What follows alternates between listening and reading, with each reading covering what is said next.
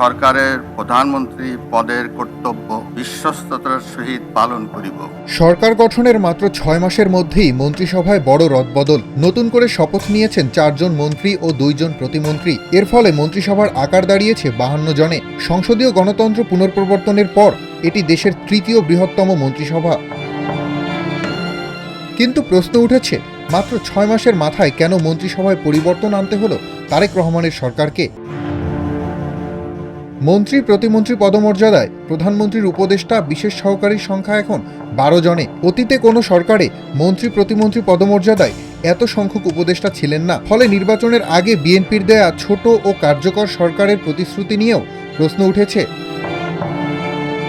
রদবদলে সরাসরি পরিবর্তন এসেছে কয়েকটি গুরুত্বপূর্ণ মন্ত্রণালয়ে। স্থানীয় সরকার মন্ত্রণালয়ের দায়িত্ব পেয়েছেন আব্দুল মঈন খান। বেসামরিক বিমান পরিবহন ও পর্যটন মন্ত্রণালয়ের প্রতিমন্ত্রী রাশেদুজ্জামান মিল্লাত হয়েছেন পূর্ণমন্ত্রী। এ মন্ত্রণালয়ের মন্ত্রী আফরোজা খানম রিতাকে দেয়া হয়েছে খাদ্য মন্ত্রণালয়ের দায়িত্ব।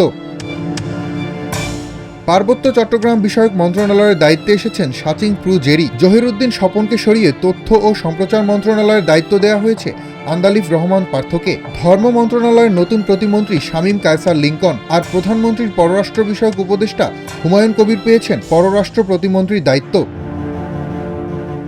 বিশ্লেষকদের মতে 6 মাস মন্ত্রীদের কার্যক্রম পর্যালোচনা করে এই রদবদলের সিদ্ধান্ত নেওয়া হয়েছে। এছাড়া এ ধরনের পরিবর্তনকে তারেক রহমানের পক্ষ থেকে বাকি মন্ত্রণালয়ের জন্য বিশেষ বার্তা বলেও মনে করছেন কেউ কেউ।